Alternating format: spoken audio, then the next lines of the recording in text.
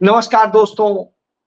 लगेगी आग तो आएंगे घर कई जद में, यहां पे सिर्फ हमारा मकान थोड़ी है। राहत इंदौरी साहब की ये पंक्तियां आज समीचीन। आज आग लगी हुई देश के अगल बगल, चाहे जिस देश में देखिए आग लगी हुई, और हिंदुस्तान के अंदर भी वह आग बहुत तेजी से भभक रही। जी हां, आप याद करिए श्रीलंका में आग लगी। श्रीलंका में जो हुआ निश्चित रूप से दर्दनाक था, लेकिन हालत यह हुई कि वहां पर जनता ने फैसला कर लिया कि अब लोक के मुताबिक लोकतंत्र होगा, तंत्र के मुताबिक लोकतंत्र नहीं होगा। और उन्होंने सत्ता में बैठे तानाशाह को देश छोड़ के भागने के लिए मजबूर कर दिया। कमोवेश हमने म्यांमार में देखा, वहां पर जिस तरीके से सेना ने कब्जा कर लिया और सेना ने वहां के प्रधानमंत्री को गिरफ्तार करके जेल में डाल दिया। बगल में नेपाल में अभी हम हाल देख रहे हैं, लगातार वहां पर हिंसा और दूसरी चीजें हो रही हैं और बड़ी मुश्किल से अभी फिर एक नई सरकार बनी। हमने इसके पहले बांग्लादेश के पहले अफगानिस्तान में भी देखा। अफगानिस्तान में किस तरह से सत्ता पलट हुआ और वहां के लोगों ने अपने हिसाब से अपनी तालिबानी सरकार बना ली। पाकिस्तान में भी बड़ा हैवी संघर्ष चल रहा है और रोज बरोज वो संघर्ष एक ना एक मोड़ ले रहा है। उधर बांग्लादेश में हमने देखा कि किस तरीके से 2009 से सत्ता में बैठी प्रधानमंत्री को वहां के लोगों ने शेख हसीना को भागने के लिए मजबूर कर दिया। उसने इतिहास दोहराया कि जो उनके पिता थे शेख मुजीबुर रहमान साहब, उनको भी किस तरीके से कत्ल कर दिया गया था। उनके साथ में 17 लोगों को और को कत्ल कर दिया गया था और वहां के लोगों ने सत्ता पलट दी थी। किन कारणों से हो रहा है, क्या हो रहा है, इस पर अभी नहीं बात करूंगा। बात यह करूंगा यह हालात कैसे पैदा होते। यह हालात वैसे ही पैदा होते हैं चाहे सत्ता किसी की। जब आप गलत करते हैं तो यही होता है। श्रीमती इंदिरा गांधी ने जब आपातकाल लगाया था, हालांकि वह देश के स्वास्थ्य के लिए, लोकतंत्र के स्वास्थ्य के लिए, संविधान के स्वास्थ्य के लिए जरूरी था और इसीलिए संवैधानिक आपातकाल लगाया गया, लेकिन जनता को वह बर्दाश्त नहीं हुआ और जनता ने सत्ता पलट दी थी। आज हिंदुस्तान के अंदर क्या है? हिंदुस्तान के अंदर मंदिरों के नाम पर राजनीति की जा रही है। मंदिरों, धर्म के नाम पर जमीनें हड़पी जा रही हैं। हमने अयोध्या में भी देखा, हमने काशी विश्वनाथ के वाराणसी में भी देखा, हमने उज्जैन के महाकाल के आसपास भी देखा, हमने बद्रीनाथ, केदारनाथ के आसपास भी देखा, हम पुरी में भी देख रहे हैं और हम देश के तमाम उन स्थानों पर देख रहे हैं जहां इस तरह का धंधा चल रहा है। तो धर्म के नाम पर लूट का धंधा चल रहा है। एक चीज, जब आफत आती है तो ये धर्म संस्थानों के, मंदिरों के लोग कहीं नजर नहीं आए थे। हमने तमाम आपदाओं के वक्त में देखा, उन्होंने कोई मदद नहीं की जो उल्लेखनीय हो, जिसे हम प्रशंसा कर सके। तो इस तरह की स्थिति होती है। सरकार क्या कहती है? सरकार को संविधान के उन शब्दों से नफरत है जिसमें कहा जाता है हम भारत के लोग, यानी जो भारत की प्रस्तावना है संविधान की, जिसको दिखाकर तमाम आंदोलन किए जाते हैं, उसको ही कोर्स से हटा देती, स्कूली कोर्स से हटा दिया जाता है एनसीईआरटी के, इससे आप समझ सकते हैं कि सरकार किस तरीके से छोटे छोटे से वो हरकतें कर रही है कि जिनको लेके दर्द। हम आज बांग्लादेश पे बहुत बात कर रहे हैं, क्या हम बांग्लादेश जैसे हालात हिंदुस्तान के अंदर नहीं बना रहे? इस सवाल का भी जवाब बिल्कुल बन रहे हैं। मणिपुर चले जाइएगा, वहां के मुख्यमंत्री बीरेंद्र सिंह ने खुद अपनी विधानसभा में बताया है कि 60,000 से अधिक लोग विस्थापित हैं और 11,000 से अधिक यानी 11,500 के करीब मकान खाक हो गए हैं, जला दिए गए। उन्होंने कहा हर परिवार को 1-1 लाख रुपए की इमदाद देने का फैसला सरकार ने किया। उसकी पहली किस्त 25,000 रुपया जारी की गई है और वो 512 खातों में गई है। यानी आप देखिए 60,000 लोग पीड़ित हैं और सिर्फ 512 लोगों के खाते में यदि पैसा जा रहा है तो इससे समझ सकते हैं कि सरकार क्या कर रही थी। और क्या 1 लाख रुपए में कोई घर बन जाता है क्या? जब आप इसका सवाल करेंगे तो इसका कहीं जवाब नहीं मिलता है। जवाब क्या होता है वह भी बताओ। हमको आपको बरगलाने के लिए, नफरत की आग लगाने के लिए इन सारी जगह, चाहे श्रीलंका में हो सिंघली कट्टरवाद, उसके चक्कर में सारा कुछ हुआ। बांग्लादेश में मुस्लिम इस्लामिक कट्टरवाद, उसके कारण हुआ। और नेपाल में जो एक कट्टरवाद पनपा, उसके कारण से स्थिति, यही स्थिति हमने अफगानिस्तान में देखी और यही स्थिति पाकिस्तान में देखी। हम अपने देश में भी वही कर रहे हैं। जैसे वहां इस्लामिक है, यहां हम हिंदू कट्टरवाद बनाने की कोशिश कर रहे हैं, जबकि हिंदू धर्म कभी कट्टरवादी था ही नहीं और ना हो सकता है, क्योंकि इस धर्म की जड़ें सहिष्णुता में है, इस धर्म की जड़ें शांति, अहिंसा, सत्य में। इस धर्म की जड़ें वही जो राहुल गांधी कहते हैं अभय मुद्रा में, न डरो न डराओ। लेकिन हमारे देश में एक नया धर्म बनाया जा रहा है जिसे हिंदुत्व कहते हैं। हिंदू नहीं, हिंदुत्व कहते हैं, जिसको कहते हैं हिंदू जाग गया। हिंदू नहीं, हिंदू जाग गया।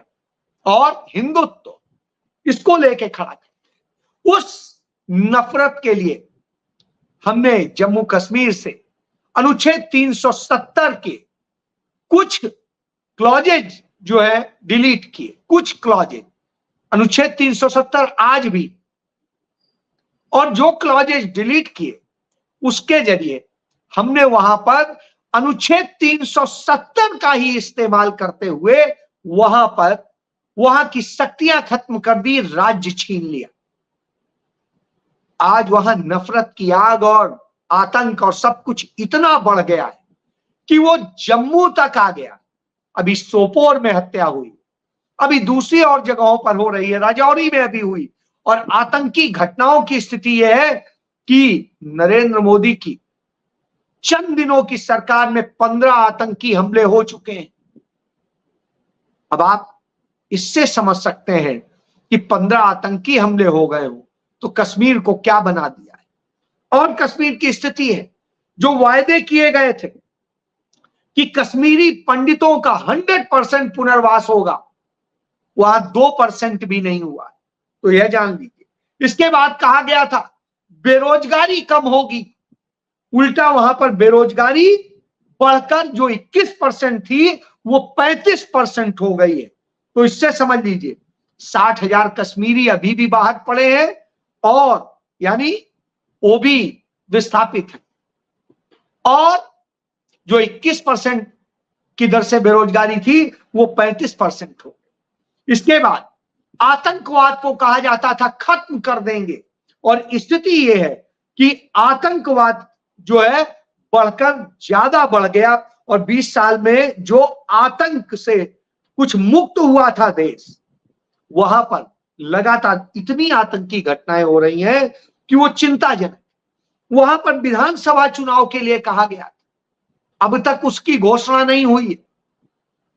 सुप्रीम कोर्ट ने अब आदेश किया है, तब शायद एक उम्मीद जागी है कि विधानसभा चुनाव हो। लेकिन विधानसभा चुनाव भी कहां होगा?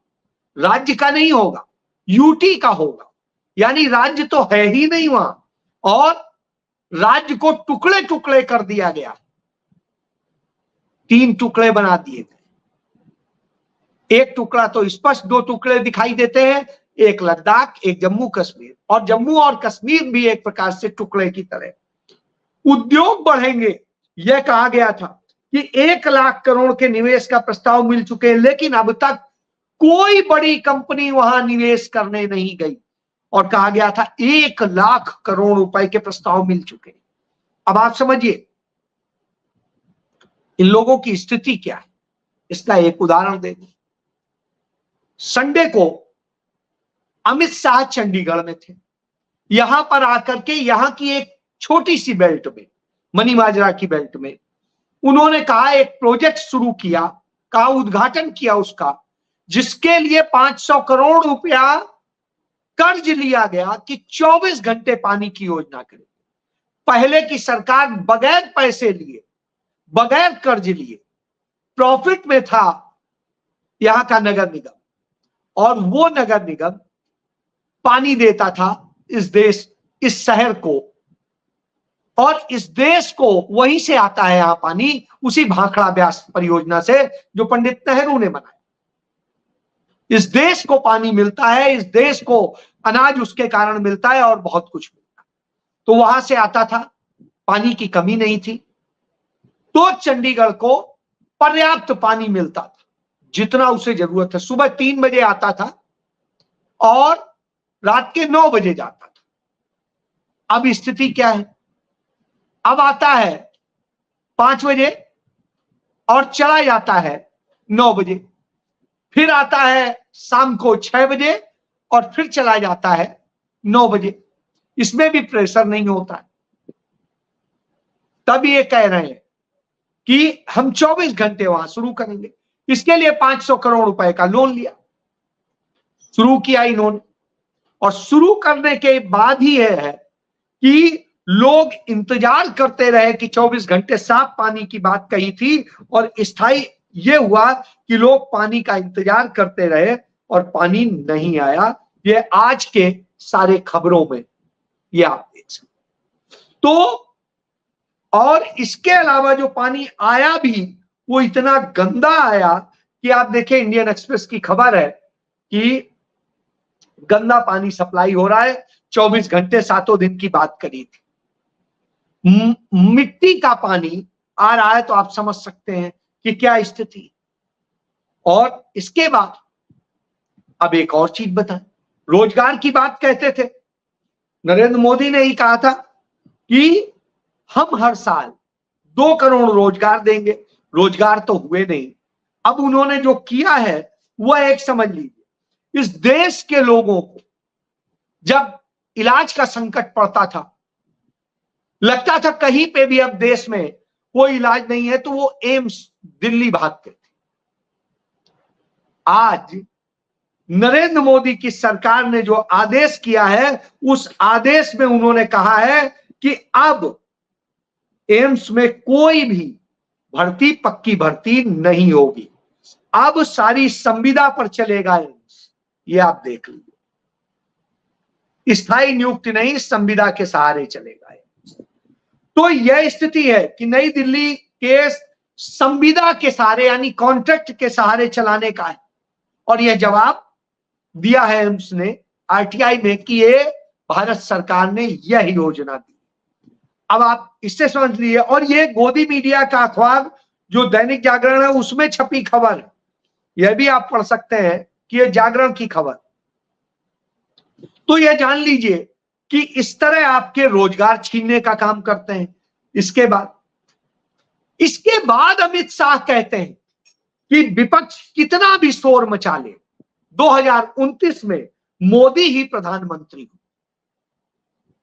मतलब आप यह समझ लीजिए, इस स्तर पर घमंड, तानाशाही और चुनावी मशीनरी के फ्रॉड पर यकीन है।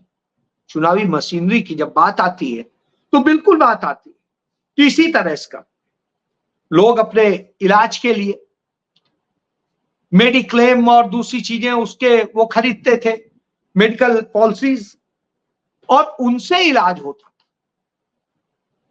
वो किसी तरीके से उसको किस देके और करा लेते थे, एक सुरक्षा का आभास होता था।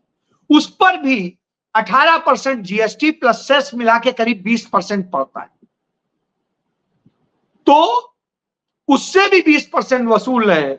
उसके खिलाफ राहुल गांधी के नेतृत्व में पूरे इंडिया अलायंस ने आज संसद भवन परिसर में विरोध किया कि यह लूट है, यह लोगों के साथ धोखा है, यह नहीं होना चाहिए। तो इसको लेके जब यह बात आती तब ये क्या करते हैं, उस पर कुछ करेंगे नहीं करेंगे पता नहीं, लेकिन कि हम वक्फ बोर्ड पर कानून लेके आ रहे हैं कि उसको हम किस तरीके से उसकी ताकत खत्म करें। क्यों खत्म करेंगे, क्यों उसको लेकर के परेशान है, इस पर भी चर्चा हो जानी चाहिए। इसके लिए इसलिए परेशान है जो राहुल गांधी कहते हैं A1 A2 यानी अदानी अंबानी। तो अंबानी का घर एंटीनिया जो मुंबई में है, वह घर वक्फ बोर्ड की संपत्ति पर बना है, और वक्फ बोर्ड की संपत्ति बना है, और उसको वक्फ बोर्ड से वह पूरी तरीके से फ्री नहीं हो सकता। इसलिए नरेंद्र मोदी यह कर रहे हैं जिससे उनके घर को फ्री कर दिया जाए, या उपहार अपने अंबानी भाई को दे दिया जाए। तो यह इनका खेल है। इसी तरीके से वहां परेशान है कि अदानी के लिए सारी चीजें, तो आप समझ सकते हैं कि वहां पर यह भी खेल चल रहा होता है।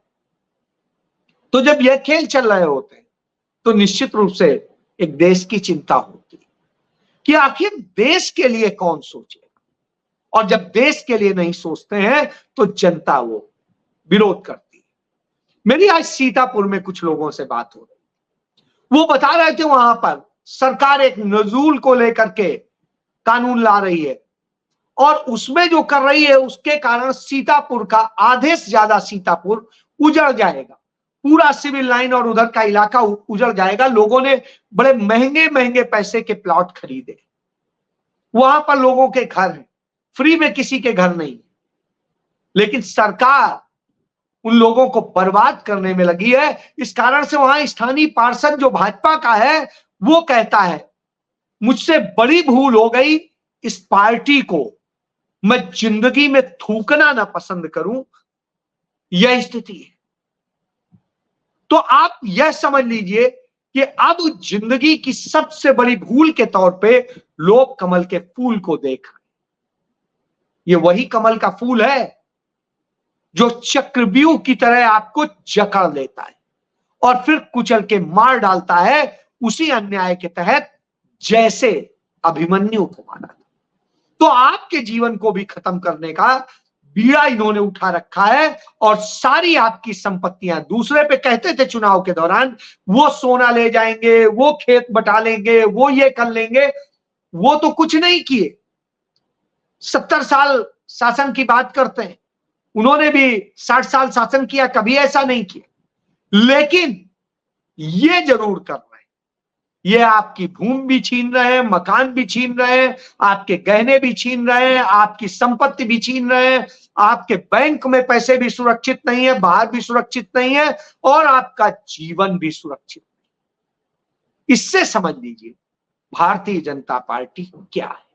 तो इसीलिए कहा जाता था बहुत शोर मत मचाइए। आज आप शोर मचा रहे हैं दूसरे के घर बुलडोजर चलने से, कल के दिन आपके घर चलेगा। इसीलिए यहां सिर्फ हमारा मेरा मकान थोड़ी ना, तो हमारा घर नहीं, सबका सोचना पड़ेगा। जय